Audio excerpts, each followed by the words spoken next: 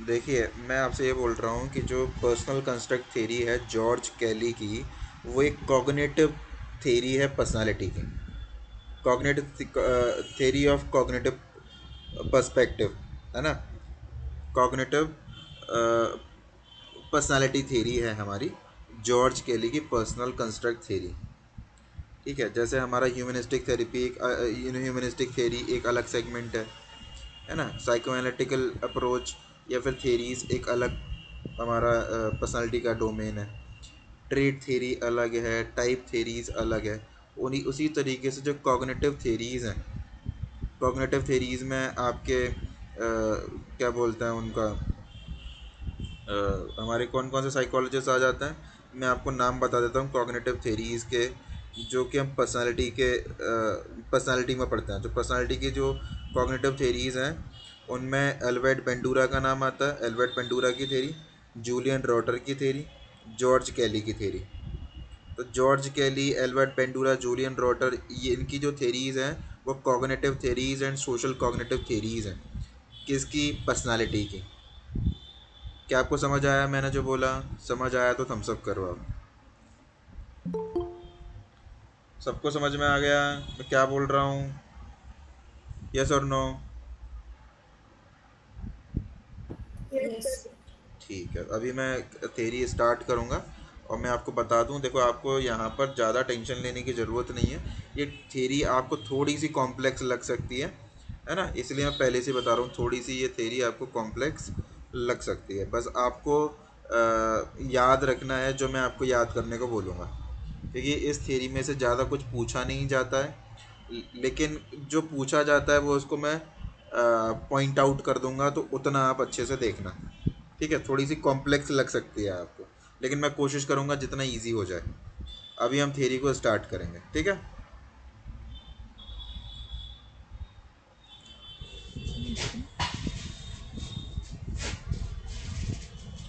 देखिए, हम इसके इंट्रोडक्शन की बात करें तो proposed by George A Kelly 1955 in his book the psychology of personal construct.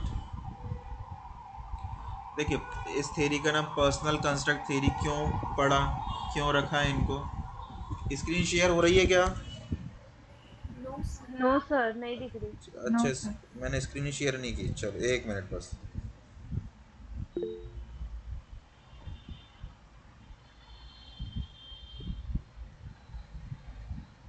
अभी शो हो रही है? Yes, sir. ओके। तो मैं आपसे यस बोल सर। रहा हूँ कि पर्सनल कंस्ट्रक्ट थ्योरी, इसका नाम क्यों पड़ा इस थ्योरी का? देखिए, अलग अलग पर्सपेक्टिव, हमने अलग अलग पर्सपेक्टिव की बात करी है पर्सनालिटी के सेंस में, कि साइको एनालिटिकल अप्रोच कुछ अलग बोलता है ना। टाइप थ्योरी कुछ अलग बोलती है, ट्रेड थ्योरी कुछ अलग बोलती है पर्सनालिटी के बारे में। जो जॉर्ज कैली की जो पर्सनल कंस्ट्रक्ट थ्योरी है वो एक कॉग्निटिव थ्योरी है। वो ये बोलती है कि जो आपकी पर्सनालिटी है ना, वो कंस्ट्रक्ट होती है ना। वहाँ पर कंस्ट्रक्शन होता है। कंस्ट्रक्शन मतलब जैसा हम परसीव करते हैं चीज़ों को, ऑब्जेक्ट्स को, तो परसीव करने पर हमारी पर्सनालिटी बनती है। हम कैसे सिचुएशन को या कैसे इवेंट को परसीव करते हैं, तो जो हम परसीव कर रहे हैं, तो कहीं ना कहीं हम उसको कंस्ट्रक्ट भी कर रहे हैं। उसकी स्कीमाज है हमारे दिमाग में, स्कीमाज, कंस्ट्रक्शन।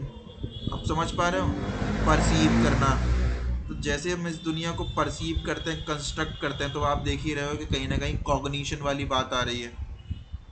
मतलब यहाँ हमने कुछ लर्न नहीं किया है, ना कोई क्या बोलता है, साइको एनालिटिकल बातें कर रहे हैं हम, है ना। यहाँ पे हम कंस्ट्रक्शन की बात कर रहे हैं कि ये सारी चीज़ें जो भी हमारी पर्सनालिटी होती है वो कंस्ट्रक्ट होती है, स्कीम्स होती हैं उसकी, है ना। उसमें कंस्ट्रक्शन, उसमें ऑल्टरेशन होते रहते हैं। इसीलिए इनकी थ्योरी का नाम कंस्ट्रक्शन थ्योरी है। मतलब जो कुछ भी हम हमारी जो पर्सनालिटी का जो पार्ट है, जैसा भी है, वो हमारा खुद का सोचा हुआ है। हम दुनिया को परसीव कर रहे हैं, है ना। बाय कंस्ट्रक्शन हम कंस्ट्रक्ट करते हैं इस दुनिया को, परसीव करते हैं अपने अपने अकॉर्डिंग। बेसिक समझ में आ रहा है, मैं बैकग्राउंड समझ में आ रहा है कि इसको कंस्ट्रक्शन क्यों बोल रहे हैं, और ये इनकी थ्योरी है कॉग्निटिव थ्योरी, क्यों हम इसको बोल रहे हैं। यहाँ इन्होंने बताया है कि ये जो पर्सनालिटी है वो लर्न नहीं होती, उसका कोई साइकोएनालिटिकल वो डोमेन नहीं है, ना तो ट्रेट की बात कर रहे हैं, ना टाइप की बात कर रहे हैं, वो एक डिफरेंट बात कर रहे हैं। वो ये बोल रहे हैं कि जो आप परसीव करते हो, जैसे परसीव करते हो वैसे ही आपकी पर्सनालिटी बनती है। तो मतलब आप कंस्ट्रक्ट करते हो अपनी पर्सनालिटी को, कंस्ट्रक्शन होते हैं उधर। तो बेसिक समझाने की मैंने कोशिश की है कि इसका नाम ऐसा क्यों पड़ा। अभी भी आपको नहीं समझ में आया है तो हम धीरे धीरे करके मैं आपको पूरा क्लियर करूँगा कि क्या है। ओके,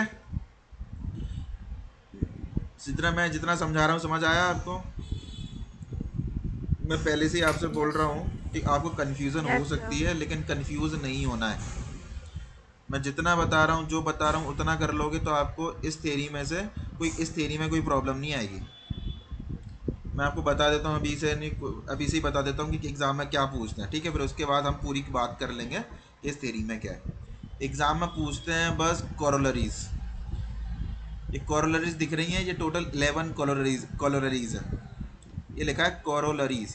बस ये एग्ज़ाम में पूछी जाती हैं, और एग्ज़ाम में पूछा जाता है कि कौन सी कॉरोलरी नहीं है या कौन सी वाली है। तो जो हमारा जो क्या बोलते हैं उसको, एलिमिनेशन टेक्निक से हम जो ऑड वन आउट बोलते हैं ना, आई थिंक क्या बोलते हैं, यही बोलते हैं ना? Yes, sir. हाँ, तो वहाँ पर वो ये बोलते हैं कि कौन सी कॉरोलरी नहीं है, कौन सी कॉरोलरी है। तो बस आपको ये नाम याद रखना है, इसके अलावा आपको एग्ज़ाम में कुछ नहीं पूछा जाएगा। बस इन 11 कॉरोलरीज़ के आपको नाम याद करने हैं। ये कॉरोलरीज़ क्या है ये मैं आपको आगे समझाऊंगा। बस यहाँ पे मैंने ये समझा दिया कि एग्ज़ाम में क्या पूछा जाएगा। सिर्फ ये नाम पूछे जाएंगे। क्या आपको समझ आ रहा है कि मैं क्या बोल रहा हूँ? यस और नो? इसके अलावा एग्ज़ाम में आपसे कुछ नहीं पूछा जाएगा। अब ये क्या है क्या नहीं है ये मैं आपको बता रहा हूँ। क्या आपको क्लियर है? देखो इतनी सारी चीज़ें मैं इसलिए बता रहा हूँ क्योंकि ये थ्योरी थोड़ी सी कॉम्प्लेक्स लग सकती है, लेकिन मेरे समझाने के बाद लगना नहीं चाहिए। यस और नो? आपको समझ में आ रहा है मैं क्या बोल रहा हूँ? Yes. Yes, चलिए, sir. अभी हम अच्छे से थ्योरी को पढ़ेंगे, समझेंगे कि क्या बोलती है ये थ्योरी। तो हम देख रहे हैं एक बुक है, जॉर्ज केली ने पब्लिश इसको की है। इनका नाम है, बुक का नाम है the psychology of personal construct.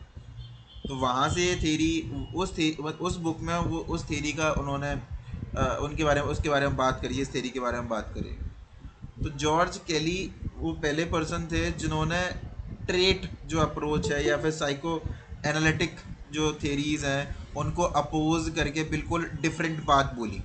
Radical shift मतलब होता है कि इन जो ट्रेडिशनल अप्रोचेस हैं कि जैसे बहुत सभी लोग बोलते हैं ऑलमोस्ट कि हमारी पर्सनालिटी में ट्रेट्स होते हैं, है ना? बहुत सारे साइकोलॉजिस्ट बोलते हैं कि हमारी जो पर्सनालिटी वो किसी न किसी साइको एनालिटिक थेरी से इन्फ्लुएंस होती है। बिल्कुल अपोजिट इनने बात करी है उससे। उसको बोलते हैं रेडिकल शिफ्ट। रेडिकल शिफ्ट मतलब लीक से हटके। रेडिकल शिफ्ट का मीनिंग समझ रहे हो? बिल्कुल लीक से हटके या फिर बहुत अनट्रेडिशनल बात। उन्होंने बोला कि पर्सनालिटी तो कंस्ट्रक्ट होती है, मतलब जो हम सोच रहे हैं, जो परसीव कर रहे हैं उसकी बात कर रहे हैं। तो रेडिकल शिफ्ट का मतलब आप समझ पा रहे होगे कि जिनके ये जो ट्रेडिशनल अप्रोचेस हैं पर्सनालिटी की, उनसे बिल्कुल अलग बात उन्होंने बोली है जॉर्ज कैली ने। तो he emphasise that every person is scientist. जैसे साइंटिस्ट क्या करता है, खुद कंस्ट्रक्ट करता है ना, बताओ, बनाता है ना चीज़ों को, इन्वेंट करता है, खोजता है, परसीव करता है, उस पर काम करता है, हाइपोथेसिस बनाता है, टेस्टिंग करता है कि नहीं? यस और नो? Yes, sir. Yes. काफ़ी इंपॉर्टेंट टर्म मैं आपको बता रहा हूँ, इसको अंडरलाइन कर लेना, एग्जाम में पूछा जाता है। Every person is a scientist. ये जॉर्ज कैली का स्टेटमेंट है। इसका मीनिंग क्या हुआ? He emphasise that every person is a scientist constantly forming hypothesis, testing them and revising their understanding of the world. मतलब जो हम कंस्ट्रक्ट कर रहे हैं वो ऐसे ही नहीं कर रहे हवा में, हम उसकी हाइपोथेसिस बनाते हैं, हम उसको टेस्ट करते हैं, तब जाके हम इस दुनिया को समझने की कोशिश करते हैं। फॉर एग्जाम्पल, आप किसी को अच्छा बोलते हो कि ये पर्सन अच्छा है, तो आप ऐसे ही हवा में नहीं बोलते हो। आपने अच्छा बोला है तो आप उसकी हाइपोथेसिस बनाओगे, फिर उसको जो आपने अच्छा बोला है उसको टेस्ट करोगे। I getting? फिर इफ़ वो हाइपोथेसिस एक्सेप्ट हो जाएगी तो उस जो कॉन्सेप्ट है उसका कंस्ट्रक्शन हो जाएगा। तो कंस्ट्रक्शन आप समझ पा रहे हो? ये लर्न नहीं है, यहाँ पर कोई अनकॉन्शियस की बात नहीं है, ये कंस्ट्रक्शन की बात है। मैं जो समझा रहा हूँ वो समझने की कोशिश करो आप, ठीक है। यहाँ उन्होंने बोला कि psychological processes are directed by the ways in which we anticipate events, कि हम इस दुनिया को एंटिसिपेट कैसे करते हैं, ये इंपॉर्टेंट होता है। तो हमारी जो साइकोलॉजिकल प्रोसेस होती हैं वो डायरेक्ट होती हैं कि हम इस दुनिया को, जो इवेंट्स हैं, जो कुछ भी है, उसको एंटिसिपेट कैसे करते हैं। तो एंटिसिपेशन, आपको पता है एंटिसिपेशन एक कॉग्निटिव टर्म है, एक कॉग्निटिव वर्ड है, कॉग्निशन से रिलेटेड वर्ड है, एंटिसिपेट करना, है कि नहीं? यस और नो? और दूसरा, Yes, Yes. sir. दूसरी बात यहाँ पर आप ध्यान, आपको किसी को याद होगा तो जो हमारे जीन पियाजे हैं, उन्होंने भी साइंटिस्ट की बात करी है, लेकिन उन्होंने एवरी पर्सन नहीं बोला है, उन्होंने बोला बच्चे साइंटिस्ट होते हैं, चिल्ड्रन के बारे में बात करिए। तो आपको दिमाग, मतलब जब एग्जाम में कहीं पूछ लें एवरी पर्सन इज साइंटिस्ट और चिल्ड्रन इज साइंटिस्ट, ऐसा कुछ आ जाए, चिल्ड्रंस आर साइंटिस्ट, ऐसा कुछ आ जाए, तो आप डिस्क्रिमिनेट करना।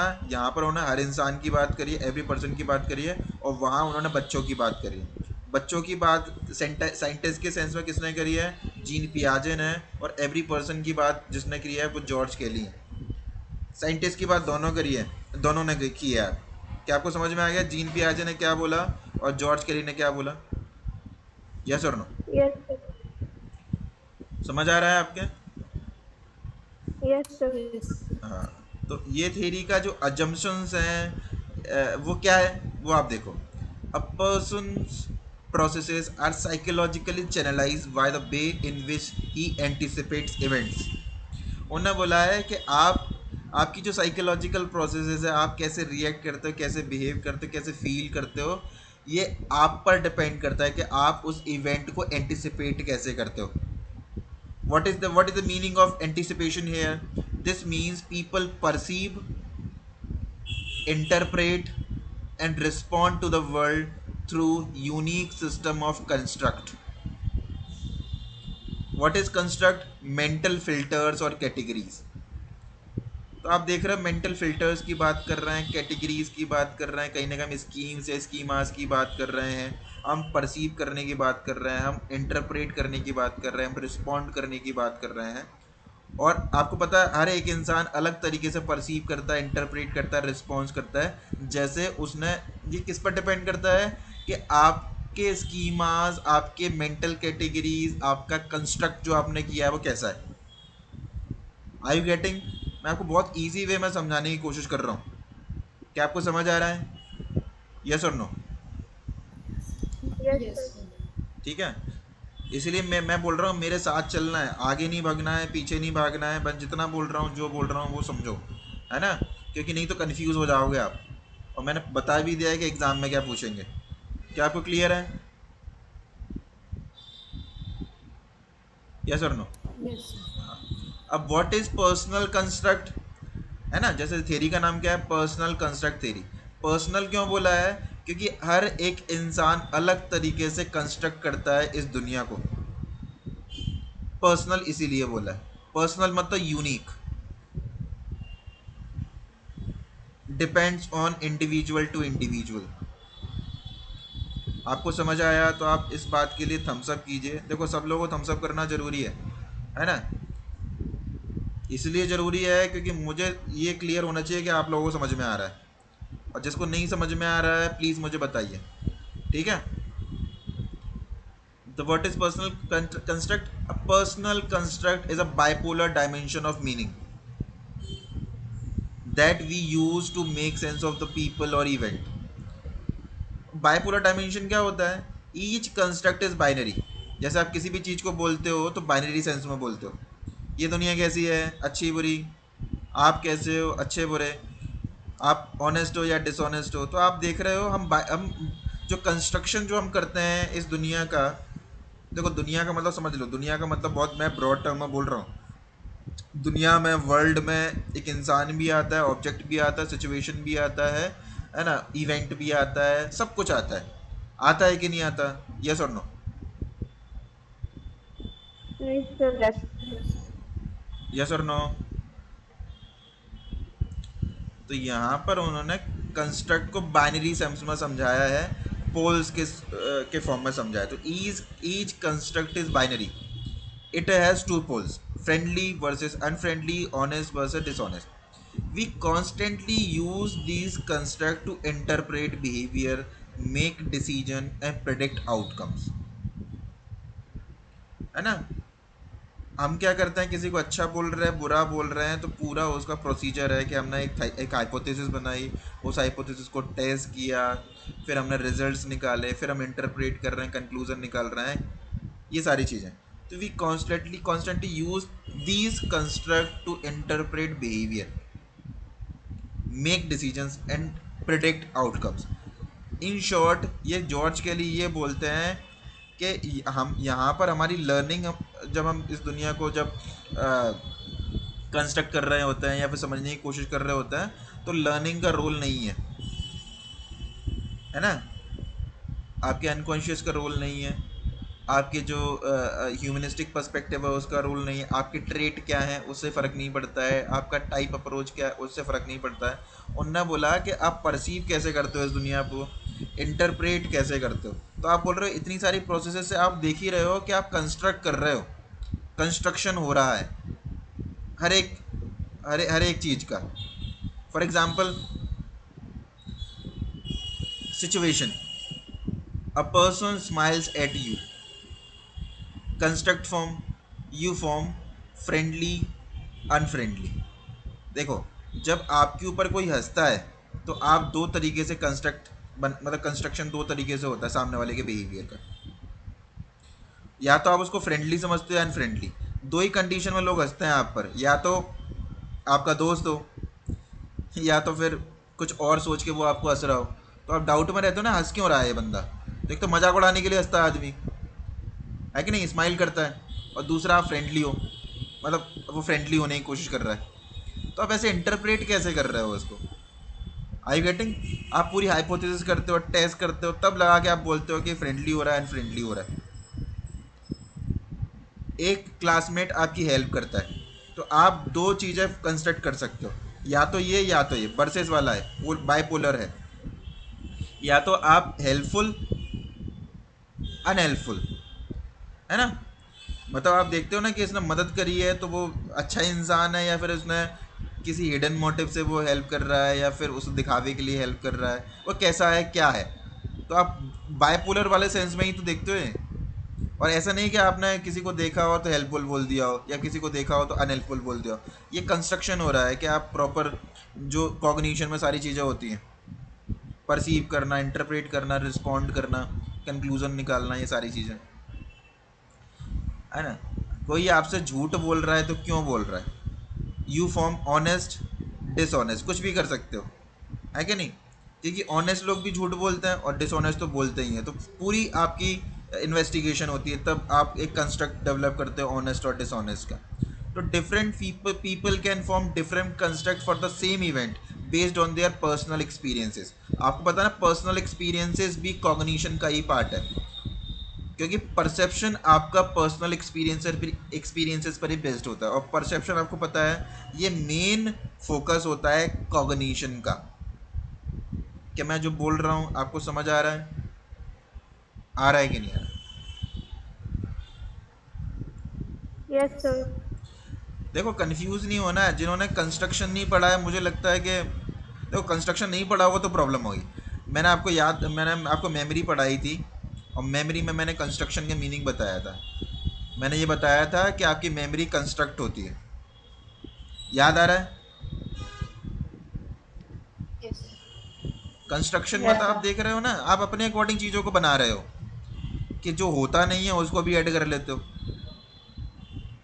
ठीक है। अभी structure of personality in Kelly's theory. अब ये कंस्ट्रक्ट और कंस्ट्रक्ट सिस्टम क्या है, ये क्या है, मैं आपको समझाने की कोशिश करूँगा। तो कंस्ट्रक्ट क्या है, कंस्ट्रक्ट है mental categories to interpret the world. और आपको पता है मेंटल कैटेगरीज बोल दिया मतलब कॉग्निशन की बात हो गई, और मेंटल कैटेगरीज बोल रहे हैं मतलब स्कीमास की बात हो गई। स्कीम और स्कीमास आपको पता है ये आपके एक्सपीरियंसेस पर ही बेस्ड होते हैं कि नहीं होते। एसिमिलेशन, अकोमोडेशन, इक्विलिरेशन, इक्विलिब्रियम जो हम जिसको बोलते हैं, वो चलता रहता है कि नहीं? वो एक कांस्टेंट प्रोसेस है ना?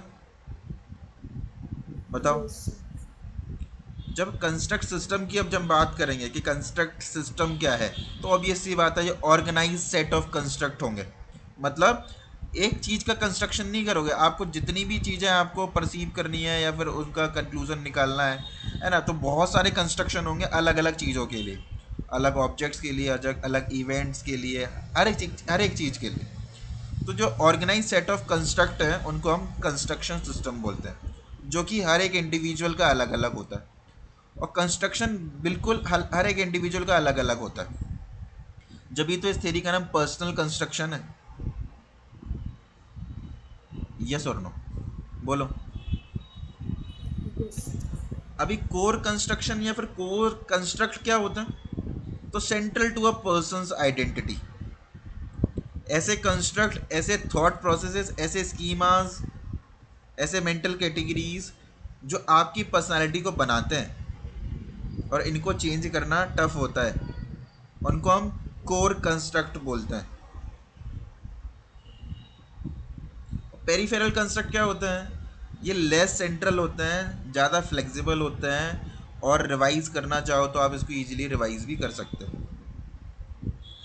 फॉर एग्जांपल के लिए, ये दुनिया कैसी है, हर किसी के लिए एक अलग मतलब होता है, और उसी उसी के बिहाफ पर आप उस दुनिया को जज करते हो। दुनिया का मतलब मैंने फिर से बता दिया है, इसमें इवेंट्स भी आ जाएंगे, सिचुएशन भी आ जाएंगे, पर्सन भी आ जाएगा, सारा कुछ आ जाएगा। फॉर एग्जांपल के लिए, लोग कैसे होते हैं, किसी के दिमाग में बैठा हुआ होता है कि लोग तो अपना काम निकालते हैं, ये कोर में बैठा है, कोर कंस्ट्रक्ट है आपका। तो आप देख रहे हो, इसी के बेसिस पे आप मोस्टली लोगों को जज करते हो। दूसरा हो सकता है कोर कंपोनेंट में ये है कि इंसान बहुत अच्छे होते हैं, तो आप देखते हो कि आप लोगों को जल्दी से माफ़ कर देते हो, है ना? आप जल्दी से चीज़ों को भूल जाते हो, लेट गो कर देते हो, आप बोलते हो कि ना ठीक है, इंसान है तो गलतियाँ हो सकती हैं, लेकिन ऐसा नहीं कि इंसान गलत होता है। तो आप देख रहे हो कि कुछ ना कुछ कंस्ट्रक्ट ऐसे होते हैं जो आपके कोर में होते हैं, जो आपकी पर्सनल आइडेंटिटी का पार्ट होते हैं। तो ऐसे कंस्ट्रक्ट को, ऐसे स्कीमाज, ऐसे मेंटल कैटेगरीज को आप चेंज करना थोड़ा सा टफ होता है। और पेरिफेरल मतलब आप जान रही हो, पेरिफेरल मतलब उतना इंपॉर्टेंट कंस्ट्रक्ट नहीं है, आप चाहो तो उसको चेंज कर सकते हो, रिवाइज कर सकते हो। I getting? मैंने क्या बोल रहा हूँ, इतना समझ में आया? Yes, sir. Yes. Super ordinate construct क्या होता है?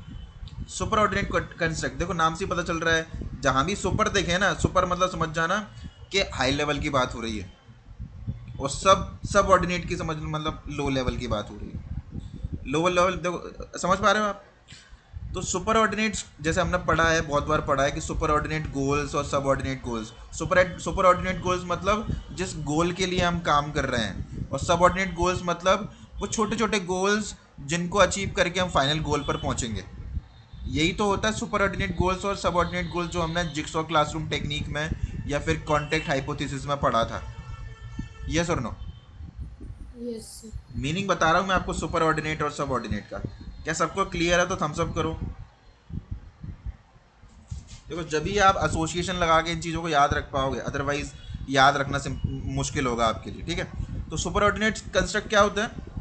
Higher level general categories, good versus bad, ये आपके हायर लेवल कैटेगरीज हैं। सब ऑर्डिनेट कंस्ट्रक्ट कैसे होता है? Specific examples under a super ordinate construct. ये मैंने आपको बोल दिया ना कि एक सुपर ऑर्डिनेट टर्म होता है, उसके अंदर सब ऑर्डिनेट चीज़ें आती हैं। तो ये आप रिलेट कर पा रहे हो सुपर ऑर्डिनेट कंस्ट्रक्ट और सब ऑर्डिनेट कंस्ट्रक्ट को? यस और नो? Yes, sir. Yes. अभी इन्होंने कॉरोलरीज की बात करी है, फंडामेंटल पोस्टुलेट्स की बात करी है।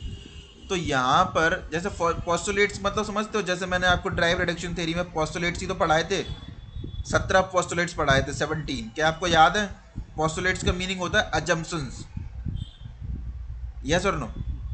Yes, sir.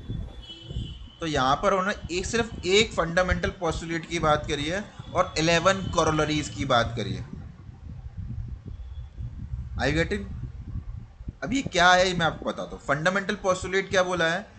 वही जो स्टार्टिंग में बात बोली है कि हमारे जो साइकोलॉजिकल प्रोसेसेस होते हैं, एक पर्सन का जो प्रोसेसेस होता है, कैसे जो परसीव करता है, वो डिपेंड करता है कि हम इवेंट को एंटिसिपेट कैसे करते हैं। एंटिसिपेट मतलब होता है कंस्ट्रक्ट करना। एंटिसिपेट का दूसरा नाम है कंस्ट्रक्ट करना। क्या आपको समझ में आ रहा है? यस और नो? Yes.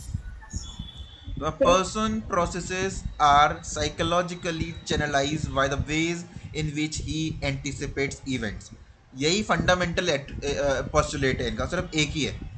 तो this means we behave in ways that are guided by how we interpret and expect the world to behave based on our construct. एक बार फिर से पढ़ रहा हूँ कि हमारा बिहेवियर किससे गाइड होता है, किससे इन्फ्लुएंस होता है कि हम उस पर्टिकुलर जो ऑब्जेक्ट है, इवेंट है, उसको हम इंटरप्रेट कैसे कर रहे हैं। और हम जब हम इंटरप्रेट करते हैं तो हमको ये भी समझ में आता है कि वो पर्टिकुलर हमको, वो जो सिचुएशन वो हमसे क्या चाहती है, या वो सिचुएशन में हमको क्या बिहेव करना चाहिए। तो आप देख रहे हो, ये कहानी आप खुद से ही तो कंस्ट्रक्ट कर रहे हो। यस और नो? कि हम जैसे मान लो कोई आप पर हंस रहा है, तो आप मीनिंग तो आप उसको खुद ही दोगे ना, क्योंकि आप उस पर हाइपोथेसिस करोगे, उस पर टेस्ट करोगे। और कोई आपकी मदद कर रहा है, तब भी आप उसको कंस्ट्रक्ट करते हो कि ये हेल्पफुल है या हेल्पफुल नहीं है। क्योंकि आपको मदद करने के लिए, मान लो फॉर एग्जांपल के लिए कोई हेल्पफुल होता है ना, मतलब उसका नेचर ही वैसा है। और कुछ लोग दया से या फिर चिढ़ाने के लिए वो दिखावा करते हैं हेल्पफुल होने का, तो बाद में जाके हंसते हैं कि देखो इसने तो मेरी ये वाली चीज़ ले ली। तो आप देख रहे हो, किसी को हेल्पफुल बोल रहे हो या फ्रेंडली बोल रहे हो, अनफ्रेंडली बोल रहे हो, ये तो हमारा खुद का ही कंस्ट्रक्शन है। या फिर इस दुनिया को कैसे परसीव करते हो, ये पोल्स में करते हो, या तो अच्छा या बुरा। और अच्छा बुरा बोलने के पीछे का रीजन, वो उसमें प्रॉपर एनालिसिस होता है कि मैं जो बोल रहा हूँ उसके आपको समझ में आ रहा है। मुझे लगता है अभी तक आपको समझ में आ गया होगा कि कंस्ट्रक्शन का मीनिंग क्या है। आया? Yes, sir. देखो मैं आपकी पूरी एनर्जी लगा रहा हूँ आपको समझाने में, ठीक है। कोरोलरीज का बेसिक मीनिंग मैं आपको बता दूं कि कोरोलरीज क्या होती है, ठीक है। आप इसको चाहो तो मैं आपको यहाँ पर मैंने ऐड करना भूल गया, है ना, आप इसको नोट कर लेना, ठीक है, मैं जो बोल रहा हूँ।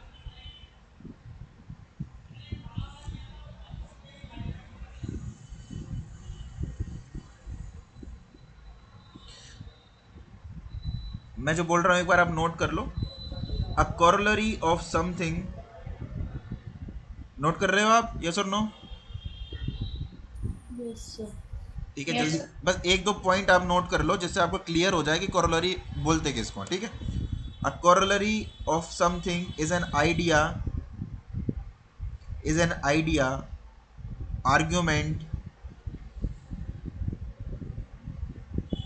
or fact that results,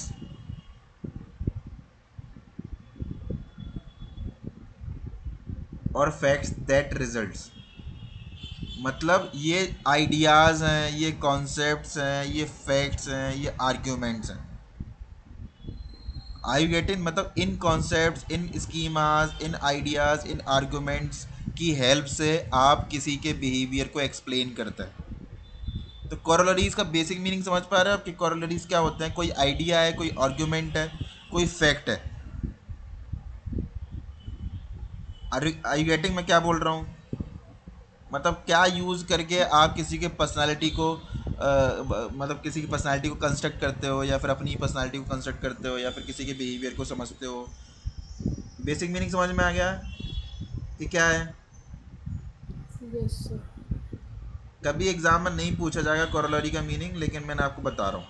बस इतना पूछेंगे कोरोलरी टर्म आपने कहाँ पढ़ा है, तो आप बता देना कि पर्सनल कंस्ट्रक्ट थ्योरी जॉर्ज कैली में वहाँ पर हमने पढ़ा है। सर एक बार एंडिंग की लाइन रिपीट कर दीजिए। कोई कुछ बोल रहा है, मुझे एक बार तो थोड़ा लाउड बोलना है ना, क्योंकि मैं बर्ड्स नहीं आजकल यूज़ कर रहा हूँ। क्या बोल रहा है सर कोई? जो आपने लाइन बोली वो एंड वाली रिपीट कर दीजिए। सॉरी अनुष्का, एक बार फिर से बोलोगे? सर एक बार रिपीट कर दीजिए जो लाइन आपने बोली थी हमें। ओके ओके, मैं रिपीट कर दूँ। तो मैंने आपसे ये बोला कि अ corollary of something is an idea, argument or fact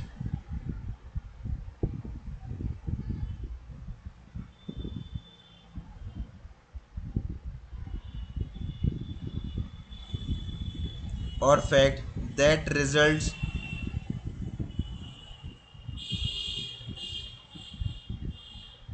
that result directly from it. ये जिन्होंने नहीं लिखा है या फिर जैसे रह गया है मैंने नहीं बोला है तो ये भी लिख देना, डायरेक्टली फ्रॉम इट।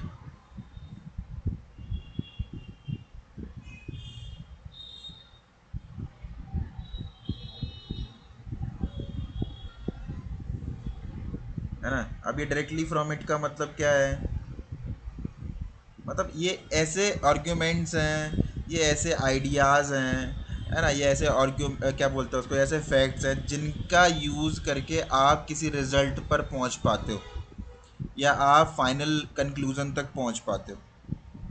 मतलब इंटरप्रिटेशन आप वैसा कैसे कर पाते हो, है ना, ये कॉरलरीज की हेल्प से आप कर पाते हो। इन सिंपल वर्ड्स आपको याद रखना है, ये आइडियाज़ हैं, ये फैक्ट्स हैं, ये आर्ग्यूमेंट्स हैं। इसके अलावा कुछ याद रखने की ज़रूरत नहीं है। ये याद रखना आपको क्या बोल सकते हैं उसको, कंपलसरी नहीं है ना। एग्ज़ाम में कभी नहीं पूछा गया है ना पूछा जाएगा। बस वो सीक्वेंस पूछते, सीक्वेंस भी नहीं पूछते, वो ये पूछते हैं कि 11 कॉरलरीज कौन से हैं, और वो इतना पूछते हैं कि कौन सा वाला नहीं है। तो आपको याद होंगे सारे के सारे, तो आपको ये भी याद हो जाएगा कि कौन सा नहीं है। मैं जो बोल रहा हूँ समझ आ रहा है आपको। देखो मैं चीज़ों को कॉम्प्लेक्स नहीं करना चाहता हूँ, बहुत ईजी, इसलिए मैं इजीली समझा रहा हूँ। ओके, जितना आता है एग्जाम में सिर्फ उतना करो। और मैं अब समझाने के लिए तो मैं सारे ही समझा रहा हूँ, लेकिन लोड ना लो आप, इसलिए मैं आपको ये सारी चीज़ें बोल रहा हूँ। आपको समझ आया, सबको समझ में आया, थम्स अप करो। फिर मैं आपको कॉलरीज की लिस्ट बताऊंगा और उनके कैरेक्टरिस्टिक्स कौन से हैं, ठीक है। जितना एग्जाम में आता है उतना बस कर लो, तो बस वही हमारे लिए काफ़ी है, ठीक है। तो इम्पोर्टेंट कॉलरीज क्या है, कॉरलरी का हम वो लिस्ट देखेंगे और उनका मीनिंग क्या है वो देखेंगे, ठीक है। और ये ऐसा बोला है कि 11 जो कॉरलरी हैं वो हर एक इंसान में होते हैं, और उन्हीं के बेसिस पर हम इस दुनिया को क्या करते हैं, परसीव करते हैं, फॉर्म करते हैं, कंस्ट्रक्ट करते हैं। मैं जो बोल रहा हूँ एक बार सब लोग थम्स अप करेंगे, फिर मैं आपको आगे बताऊंगा कि क्या है, ठीक है। तो फर्स्ट जो कॉरलरी है वो है पहला, कंस्ट्रक्शन। कंस्ट्रक्शन, और मैंने थोड़ी देर पहले बताया, उतनी देर से यही बता रहा हूँ कि कंस्ट्रक्शन का मीनिंग क्या है। और वहाँ हम एक पोस्टुलेट की बात कर रहे हैं, सॉरी, एक ही पोस्टुलेट, फंडामेंटल पोस्टुलेट की बात कर रहे हैं, जहाँ हम बोल रहे हैं एंटिसिपेट इवेंट्स, बोल रहे हैं एंटिसिपेट्स इवेंट्स, बोल रहे हैं कि नहीं बोल रहे हैं, यस और नो। तो एंटिसिपेशन का मतलब Yes, क्या sir. है, कंस्ट्रक्ट करना। एंटिसिपेशन का मीनिंग क्या है, कंस्ट्रक्ट करना, है ना। तो we anticipate the future based on past patterns. तो जैसे आपके पास पैटर्न्स हैं, जैसे आपके एक्सपीरियंसेस है, वैसे ही आप फ्यूचर को एंटिसिपेट करते हो, कंस्ट्रक्ट करते हो। ये कंस्ट्रक्शन कॉरलरी है। क्या आपको क्लियर है, यस और नो। Yes. दूसरी जो कॉरलरी है वो दूसरी कॉरलरी है इंडिविजुअलिटी। इंडिविजुअलिटी, इसमें क्या होता है, every one interprets events differently. मैंने जैसे ही नाम से ही पता चल रहा है कि हम इस दुनिया को अलग अलग तरीके से परसीव करते हैं। क्यों? क्योंकि हम इंडिविजुअल हैं, आप और मैं अलग अलग हैं। यही है जो हमें अलग बनाता है, मतलब यूनिकनेस। जब हम यूनिक हैं तो इस दुनिया को हम अलग तरीके से परसीव करेंगे कि नहीं करेंगे, यस और नो। और आपको ये भी पता है कि पर्सनैलिटी सबकी अलग अलग होती है, यूनिक होती है। क्यों? क्योंकि हम इस दुनिया को अलग अलग तरीके से परसीव करते हैं। और परसीव मतलब मैंने बता दिया, इंटरप्रेट करना मतलब बता दिया, हम कॉग्निटिव फैक्टर की बात कर रहे हैं। समझ आ रहा है आपको? इजी वे में देखो मैं समझाने की कोशिश कर रहा हूँ आपको। दूसरा, आपको कॉरलरी समझ में आ गया, इंडिविजुअलिटी, यस और नो। Yes, sir. अगेन मैं आपसे बोल रहा हूँ, सिर्फ नाम याद करना है, समझा मैं आपको पूरा रहा हूँ। तीसरा जो है वो organisation. Organisation, what is organisation? We arrange construct in a hierarchical system. We arrange construct in a hierarchical system. अब हायरार्किकल सिस्टम क्या होता है? फॉर एग्जांपल के लिए मैं आपसे बोल रहा हूँ कि ये पर्सन अच्छा है, तो इसकी पूरी हिस्ट्री जब निकाल लोगे ना, पूरी हाइपोथेसिस बनाओगे, उसके बाद टेस्ट करोगे, और हाइपोथेसिस टेस्टिंग जो होती है वो तो हायरार्की होती है ना, हायरार्किकल फॉर्मेट में ही तो होती है। हायरार्की का मतलब होता है one by one, step by step, है ना। जो स्टेप बाय स्टेप प्रोसीजर है उसी को तो हम हायरार्की बोलते हैं। तो जब आप किसी को कंस्ट्रक्ट करते हो या फिर किसी को समझने की कोशिश करते हो, तो सारे इवेंट्स क्रम से होते हैं कि नहीं, सीक्वेंस से होते हैं कि नहीं, उनमें ऑर्गेनाइजेशन होता है कि नहीं, यस और नो। Yes, sir. क्या मैं जो बोल रहा हूँ समझ में आ रहा है कि ऑर्गेनाइजेशन का मीनिंग क्या है? Yes, sir.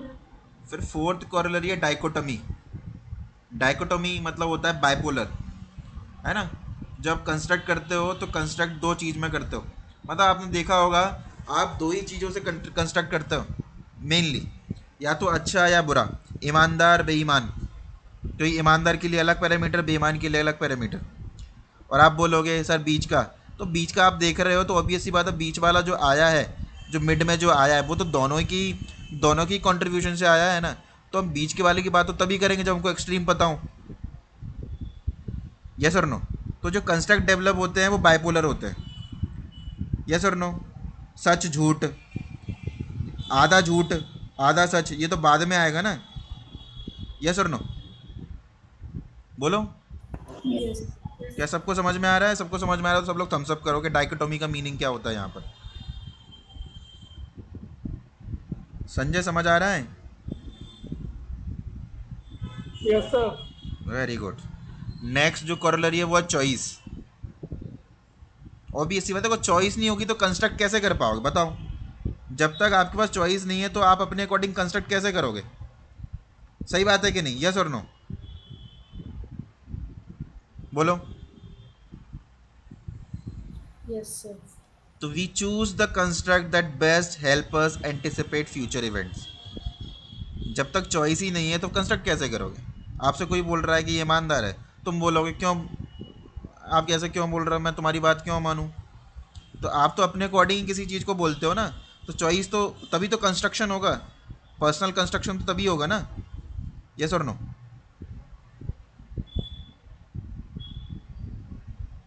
Yes, sir. Then है रेंज। नेक्स्ट करोलरी है रेंज। रेंज मतलब क्या होता है? Each construct applies only to certain situation, it ranges of convenience. मतलब आप देख रहे हो हर एक सिचुएशन के लिए आप क्या होते हो, ओनली टू सर्टेन सिचुएशंस। आप देख रहे हो हर चीज़ के लिए अलग कंस्ट्रक्ट होता है आपका, और आपकी कन्वीनियंस के अकॉर्डिंग उसकी रेंज होती है। तो रेंज कंस्ट्रक्ट उसको बोलते हैं, मतलब कॉरलरी उसको बोलते हैं। नेक्स्ट जो है वो experiences. Our construct system changes with new experiences, ये नेक्स्ट कॉरलरी है। फिर उसके बाद नेक्स्ट कॉरलरी है modulation. What is modulation? Some construct are more open to change than others. जैसे मैंने बात करा था आपको सेंट्रल कंस्ट्रक्ट और पेरिफेरल कंस्ट्रक्ट, तो कुछ कंस्ट्रक्ट ऐसे होते हैं जिसमें आप चेंज कर सकते हो, तो उसको मॉड्यूलेशन बोलते हैं। फ्रेगमेंटेशन क्या होता है? समटाइम्स आर कंस्ट्रक्ट सिस्टम में सीम इनकंसिस्टेंट। मतलब ऐसा नहीं है कि आप कंस्ट्रक्ट करोगे तो सारी चीज़ें आपसे अच्छी ही होंगी, सारी चीज़ें सीक्वेंस में ही आएंगी। कुछ चीज़ें सीक्वेंस फॉलो भी नहीं करती हैं, है ना, इनकंसिस्टेंट होती हैं वो, ऐसा भी पॉसिबल होता है, यस और नो। उसको फ्रेगमेंटेशन बोलते हैं, नाम से ही पता चल रहा है। तो sometimes our construct system may seem inconsistent. जैसे बहुत बारी हम जब किसी को समझने की कोशिश कर रहे होते हैं, तो कुछ चीज़ें ऐसी होती हैं जिनको हम लेके आ जाते हैं हमारे दिमाग में जब इंटरप्रेट कर रहे होते हैं, लेकिन उसका कोई सीक्वेंस नहीं होता, उसका कोई लॉजिक नहीं होता। जो इलॉजिकल है वो भी तो कॉग्निशन का पार्ट है, यस और नो। जो कंसिस्टेंट नहीं है वो भी तो हमारा पार्ट है कॉग्निशन का। क्या बोलते हो, यस और नो? Yes, sir. जो अब ये बताओ, जब फॉल्स परसेप्शन परसेप्शन होता है जिसको हम इल्यूजन बोलते हैं, क्या हम उसको कॉग्निशन के सिलेबस से निकाल देंगे बाहर? निकालोगे? नहीं सर. मैं समझ समझ पा रहे हो कि मैं क्या बोल रहा हूँ, किस टेम्परामेंट से बोल रहा हूँ, यस और नो? अरे बोलो। सर इसमें मतलब ऐसा बोल सकते हैं कि जैसे हमने ब्रेन में तो कॉग्निशन कुछ और फॉर्म कर रखा है पर्सन का, बट उसकी बिहेवियर में इनकंसिस्टेंसी हो तो भी प्रॉब्लम आ सकती है, मतलब तो बिल उसको इसमें ले सकते हैं बिल फ्रेगमेंटेशन में। बिल हाँ बिल्कुल ऐसा ले सकता है ना। मतलब कभी कभी होता है ना, हम इस वर्ल्ड को समझने की कोशिश कर रहे होते हैं तो कुछ चीज़ें हम सीक्वेंस में नहीं सोचते हैं, या फिर कुछ हमारे क्या बोलते हैं, कुछ गड़बड़ हो जाती है ना। वो स्वाभाविक है वो तो सारी चीज़ें सीक्वेंस में नहीं होंगी, कुछ टूट फूट होगी उनमें, इनकन्सिस्टेंसी हमारे बिहेवियर में है या फिर कैसे भी हो सकती है, ठीक है। अभी नेक्स्ट है कॉमनैलिटी। कॉमनैलिटी तो people who interprets event similarly will behave similarly. तो आप जैसे इस दुनिया को परसीव करोगे वैसे ही बिहेव भी करते हो। मान लो कोई आपने परसीव किया कि सामने वाला अच्छा है तो उसके साथ अच्छा बिहेव करोगे, कोई बुरा है तो बुरा बिहेव करोगे। तो आप इंटरप्रेट कैसे कर रहे हो, बिहेव भी वैसे ही करते हो। समझ आ रहा है, यस और नो। Yes, sir. फिर है सोशैलिटी। सोशैलिटी मतलब क्या है, understanding others requires understanding how they construct reality. What is sociality? Understanding others requires understanding how they construct reality. ये सोशैलिटी है,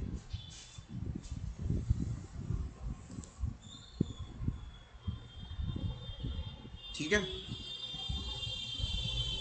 मतलब क्या होता है, इसका सिंपल से मैं समझाने की कोशिश करूं कि आप सोशल किसके साथ होते हो, जिसके साथ ट्यूनिंग मैच हो जाती है। ट्यूनिंग मतलब मान लो कि मैं आपके साथ आपका दोस्त हूँ, तो मैं जैसा सोचता हूँ आप भी वैसा ही सोचते हो, और ये भी मुझे पता है कि ये मेरी तरह से सोचता है, तो दोस्ती अच्छी होती है ना। सोशल अच्छे से होते हो कि नहीं होते, क्योंकि जो सामने वाले ने कंस्ट्रक्ट कैसे बनाया है, वो परसीव कैसे करता है, ये आपको पता है कि वो परसीव कैसे करता है, कंस्ट्रक्ट कैसे करता है, उसकी रियलिटी कैसे वो बनाता है। तो आप देखते हो सोशलिटी ज़्यादा आती है, आप अंडरस्टैंड ज़्यादा कर पाते हो दूसरों को बेहतर तरीके से। मतलब अब मैं जो बोल रहा हूँ वो समझने की कोशिश करो, मैं जो बोलने की कोशिश कर रहा हूँ क्या आपको समझ आ रहा है? Understanding others requires understanding how they construct reality.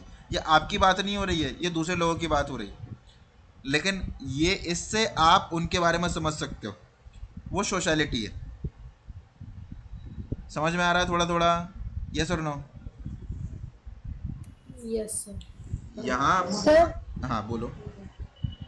Sir मैं ऑर्गेनाइजेशन पे अटक गई थी, और सर ऑर्गेनाइजेशन में जैसे हायरार्की सिस्टम लिखा है तो कंस्ट्रक्ट का मतलब तो जैसे anticipate the future based on past patterns, ठीक है। तो पास्ट पैटर्न सपोज इसमें एग्जांपल ऑर्गेनाइजेशन का भी तो ले सकते हैं। वहाँ पे जैसे हायरार्की सिस्टम काम करती है, आपकी एमडी सीईओ देन आपका मैनेजर या एचआर मैनेजर है, तो उनकी हमारे ब्रेन में ऑलरेडी एक कॉग्निशन फ्रेम होती है ना कि इनका रोल ऐसा है या इस तरह से वो बिहेव करते हैं सर्टेन बिल, सिचुएशंस में। बिल्कुल तो यहाँ पे अरेंज कर, यहाँ पे लिखा अरेंज कंस्ट्रक्ट इन हायरार्की सिस्टम, तो हमारे ब्रेन में वो पैटर्न है उसके अकॉर्डिंग हम अरेंज कर रहे हैं यहाँ पे कंस्ट्रक्ट को, सही। ऐसा।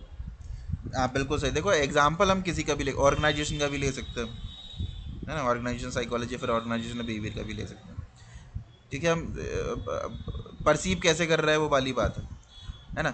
ये मैं आपको एक बार फिर से बोल रहा हूँ कि हमको घबराना नहीं है एग्ज़ाम में, बस ये लिस्ट याद करके जाना, कि इनके 11 एलिकोरलरीज के नाम याद करके जाना, है ना। मैं मुझको भी याद थे, आज याद नहीं है, लेकिन मैं आपको याद करने की टेक्निक बता रहा हूँ। सबसे पहले क्या आता है, ए। तो यहाँ पर ए तो है नहीं कुछ, बी भी नहीं है, सी है। सी में चॉइस याद रखना, फिर डी आता है, डी में डाइकोटोनमी, फिर ई, ई में एक्सपीरियंसेस, एफ में फ्रेगमेंटेशन, फिर जी, जी में ऐसा कुछ है नहीं, एच, एच भी यहाँ नहीं है ना। एच के बाद क्या आता है, आई, I. आई मतलब इंडिविजुअलिटी, फिर जे, जे इधर कुछ दिख नहीं रहा है। क्या आपको समझ में आ रहा है कि आपको सीक्वेंस में याद रखना है? पहले तो 10 बार पढ़ लो। 10 बार मतलब ये मैं सिर्फ बताने के लिए बोल रहा हूँ, कोई 4 बार भी पढ़ेगा अच्छे से और उसको मेमोराइज करेगा। ए है क्या इधर, नहीं है। बी है क्या इधर, नहीं है। सी है, बिल्कुल है, क्योंकि सी में चॉइस भी है, कंस्ट्रक्शन भी है, तो ये साथ में याद हो जाएंगे। फिर डी है, डी में डाइकोटोनमी है, डाइकोटोमी, फिर ई है। तो आप उसको ग्रुपिंग करके भी ए बी सी डी के जो सीक्वेंस है उसमें भी आप याद रख सकते हो। करने तो आपको 11 ही है, बस इतना याद रख लोगे ना तो बस आपको पूरी की पूरी थ्योरी, क्योंकि एग्ज़ाम में सिर्फ यही पूछा जाता है कौन सा है, इसके अलावा कुछ नहीं पूछा जाएगा आपसे। क्या आपको समझ आ रहा है मैं क्या बोल रहा हूँ? Yes. हाँ, तो ज़्यादा घबराने Yes, का sir. नहीं है ना। ये क्या है क्या नहीं है समझ भी नहीं आए ना, तो मैं जितना बता रहा हूँ बस उतना करके जाना, आपका क्वेश्चन गलत नहीं होगा। ये वाला इस थ्योरी से आता है तो ठीक है। अब कुछ बातें और हैं वो और देख लेते हैं, फिर जल्दी से हम हमारी लोगोथेरेपी को स्टार्ट करेंगे, ठीक है। तो role constructed repertory test, REP test, a tool developed by Kelly to identify a person construction system।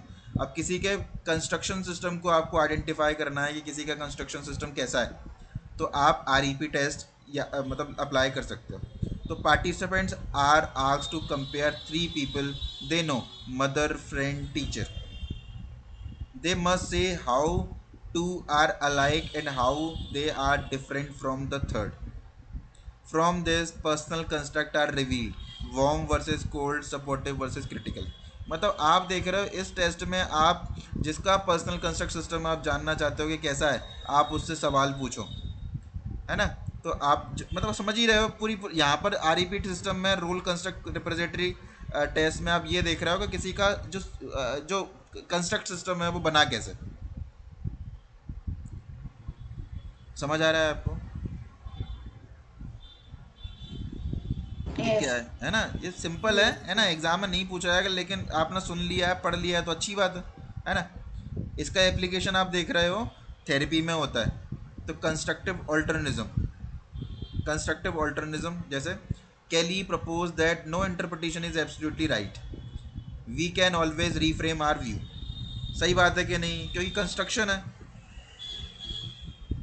जो आपने बनाया है उसको आप चेंज भी तो कर सकते हो। तो यहाँ पर थेरेपी भी तो देखो, हर किसी एक थेरी की थेरेपी होती है या फिर ट्रीटमेंट वाला प्रोसेस होता है, तो यहाँ ये कैसे पीछे रह जाएंगे? यस और नो, बोलो।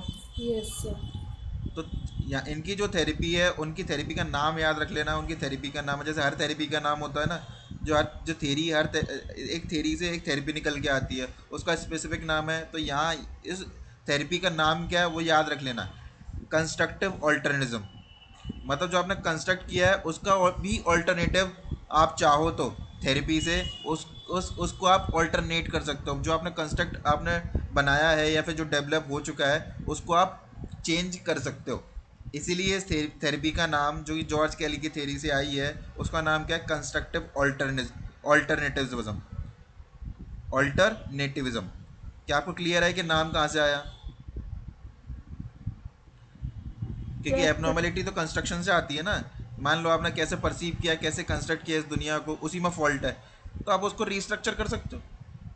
यस और नो? तो therapy helps client restructure maladapted construct and adopt more useful alternative. Aim क्या होता है इसका? Increase construct flexibility to adapt to life changes.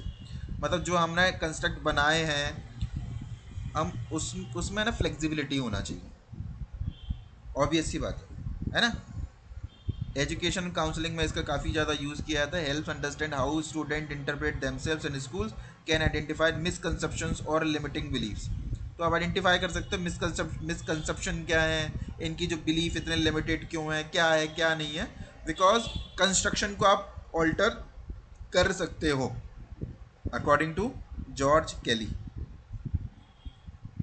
मैंने जो बताया समझ में आया? Yes, sir. इसके कुछ क्रिटिसिज्म भी है, क्रिटिसाइज भी किया है। उन्होंने बोला एब्स्ट्रैक्ट कॉन्सेप्ट्स है, कॉम्प्लेक्स कॉन्सेप्ट्स है ना, लिमिटेड एम्पेरिकल टेस्टिंग है, निगलेक्ट इमोशंस। यहाँ पर इमोशंस को ज़्यादा उन्होंने महत्व नहीं दिया। उन्होंने आई गेटिंग पूरा फोकस थिंकिंग पर था, फीलिंग्स पर ज़्यादा फोकस नहीं था। और उन्होंने बायोलॉजिकल फैक्टर्स को भी अंडरमाइंड कर दिया या फिर इग्नोर कर दिया, और अनकॉन्शियस फोर्सेस को भी इग्नोर कर दिया। तो ऑब्वियस सी बात है, दूसरा एक साइकोलॉजिस्ट को दूसरा साइकोलॉजिस्ट क्रिटिसाइज करे बिना तो मानेगा नहीं। सही बात है कि नहीं? यस और नो? Yes, sir. क्या आपको क्लियर है सारी चीज़ें? क्लियर तो बताओ, कुछ पूछना है इसमें? Yes. रिकॉर्डिंग ऑफ कर दें इसकी, फिर हम लोगोथेरेपी पढ़ें। Yes, sir. चलो 1 मिनट।